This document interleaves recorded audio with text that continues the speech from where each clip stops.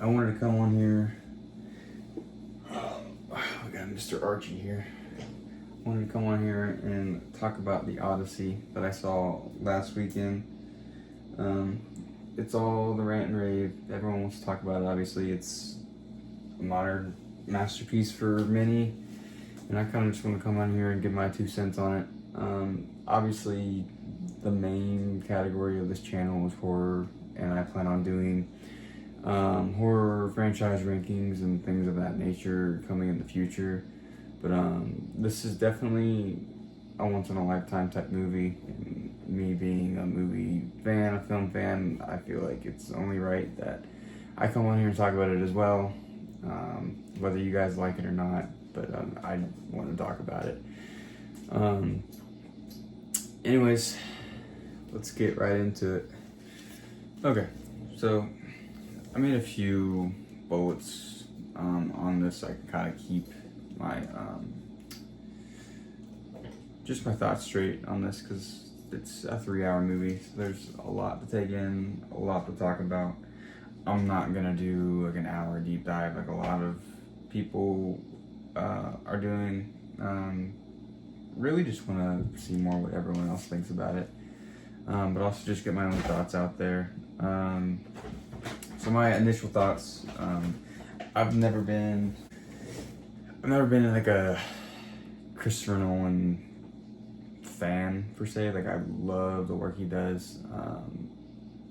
I love The Dark Knight. That's literally my favorite Batman movies of all time. It could be the era I grew up in. Obviously, I'm 23 years old, so Christopher Nolan's Batman was my childhood Batman. But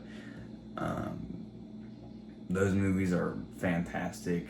I watched them growing up thinking, like, just wow, like, amazing. But after that, like, I watched Interstellar, obviously. I watched Oppenheimer back in 2023, which I didn't actually care for too much. Hot take there. So I went into the Odyssey, like, not assuming really anything. I'm not a hater of Christopher Nolan, but I'm also not like a huge fanboy. But 100% at least, as far as 2026, it's the best movie I've seen so far, and that's going up against Obsession, which I thought was amazing, and everyone else thought was amazing. With that being said, I know there's a lot of critiques and hot takes other people have, such as casting, historical accuracy, things of that nature, and I really just want to give my 2 cents on those characteristics of the film.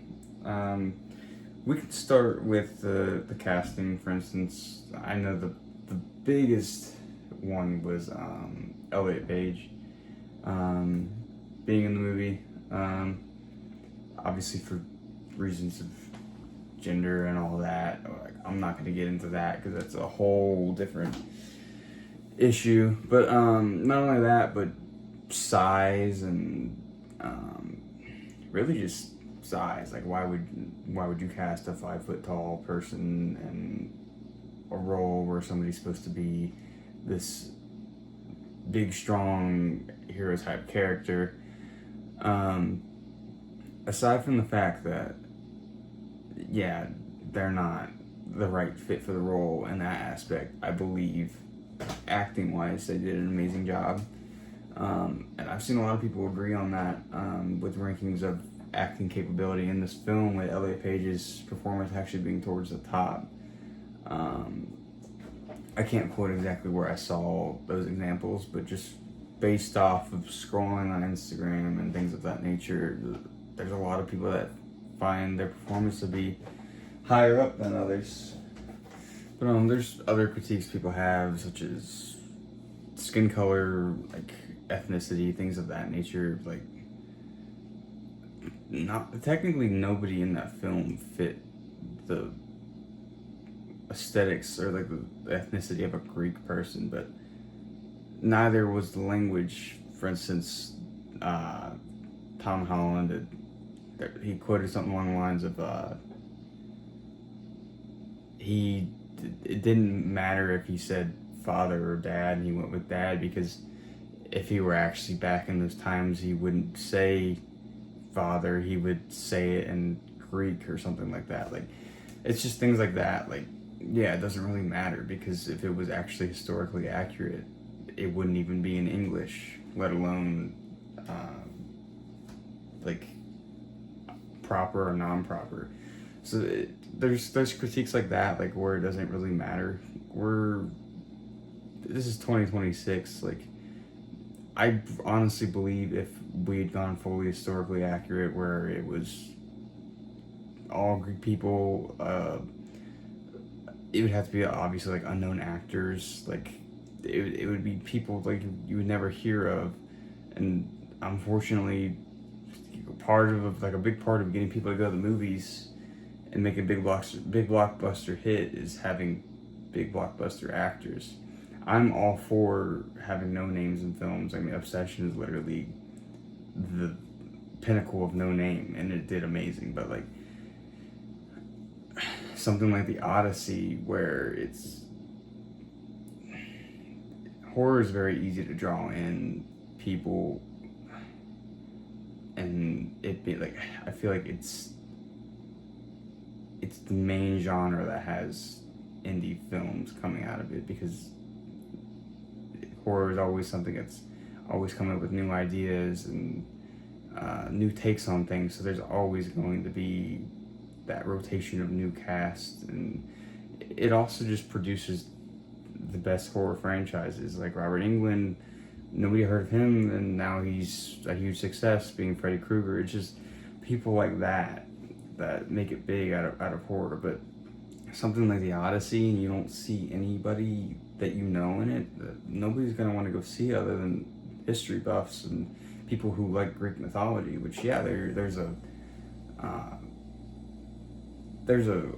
group for that, but not a blockbuster hit level of that. So of course they're gonna cast Matt Damon and Anne Hathaway and all these big name actors, because that's what's going to draw in the audience. And not only that, Christopher Nolan knows that they can act, so it's a safe bet that they're going to do well in it. And sure enough, they did. Like, they did an amazing job. But I'm going on a tangent on that. I had mentioned what could be better in my notes here. Honestly, as much as I defend the casting, there could have been other choices for certain actors, but it's not enough to matter. Going back to the Elliot Page thing, like, it was a 5-minute role. Like, that's not make or break of this film. It's not a huge deal. But honestly, that's it. Like, other than that, yeah. Moving on. Favorite parts. It's no surprise to say that the Cyclops scene was definitely my favorite. And I think that goes for a lot of people. I could talk about that part. It was a great scene. And once I didn't learn until after I watched it, that they used a puppet for the Cyclops. Like, that's amazing. I would have never, like, with this day and age with all the CGI, I would have never thought. I should have known after Interstellar, but of course Christopher Nolan's gonna go all the way and use a puppet for freaking Cyclops. Like, why wouldn't he at that? I mean, yeah, he's using 70mm IMAX film, and yeah, I'm speechless. Like, I have no other words. Like, it's just amazing. And I even heard he went under budget for this film, and they finished filming early. They did all of this, like, these big budget, like, Marvel, Disney movies. They have no room to argue about like budgeting and like running out of money and things like that when they do all of their stuff on a set these days. They don't even venture out to Iceland. And like the scene where everyone came out from the dead, they literally were buried in the black sand in Iceland. Like, nobody does that anymore, and he did it all. Like, I'm just speechless, honestly. That's how I felt coming out of the theater. I feel like I had so much more to say off video. It's really hard to just put together and comprehend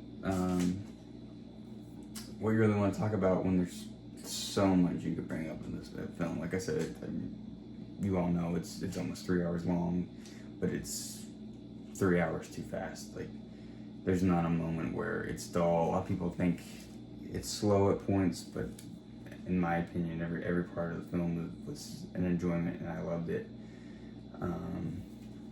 And I really just wanted to come on here and talk to you guys about it, because it's something I can't think about enough.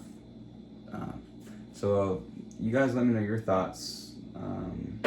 What are your hot takes? What are your takeaways?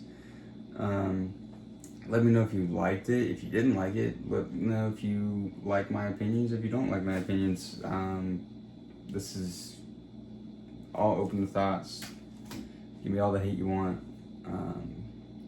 I'm newer to this, obviously, and I'm only going to get better as I do this more and more. But yeah, let me know what you guys think of this film. Thought it was amazing. Expect maybe some film rankings coming up. Thinking about ranking the Friday the 13th franchise. That's my favorite slasher franchise, Jason Voorhees. We'll see some firework stuff for those who were subscribed for that. Just let me know what you guys want, and I will see you on the flip side.